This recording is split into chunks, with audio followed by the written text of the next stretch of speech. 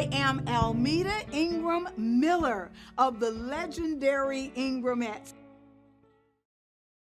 My mom is better known to many people as evangelist Maggie Ingram. We started singing with her when I was about 3 years old as the Ingramettes. That's little Ingrams, and so we've been singing for over 60 years now, and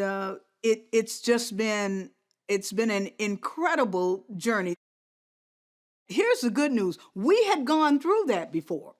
That wasn't our first time having that test thrust upon us. I told you we came here in December of 1961.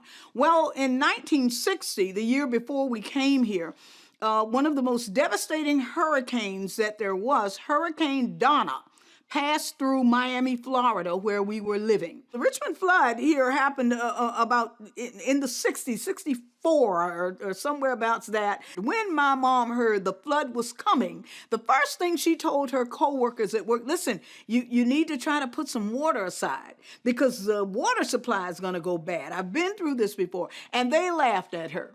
In the song, she says, they laughed at me like they did Noah when he was building an ark on dry land. They laughed at me. She gets home from work that evening. She gathers us in. She's got bottles of bleach with her. She says, listen, you guys go upstairs, scrub out the bathtub, fill it up with water. The kitchen sink, scrub it out. Fill it up with water. The river starts cresting. You can't get out. The city's all flooded. The stores are boarded up because they flooded and everything. And that's where her faith kicked in. She said, no, we'll be all right. And we made it through when the flood came here to Richmond, Virginia. We made it through again. So now she sits down and she writes this song based on what actually happened. This song takes on a life of its own. We record this song at Alpha Audio Studios, and that's so impactful because I'm sitting here in this In Your Ear studio.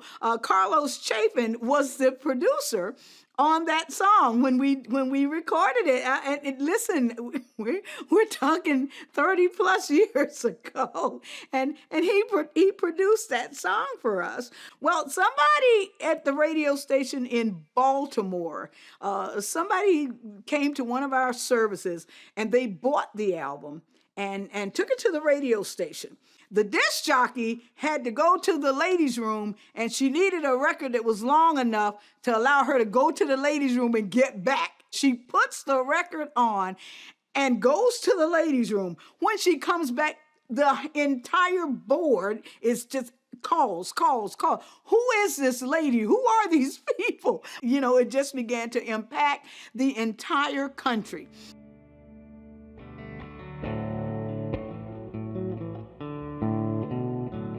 My oldest grandson, he passed away 3 years ago.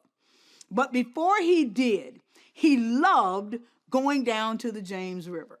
He just sat there and watched the water flow, and it was as if all of what happened to him bad yesterday, the river would take it and just wash it on downstream. And when he left the river, he could start out new all over again. And so it meant so much to him. It wasn't just him, but bunches and bunches of his friends. And they would go down to the river, and there would be people there of all races and all ethnicities. Listen, that's what the James River does. It draws people from all different backgrounds. They go down there to the river to just find some peace. It draws people together.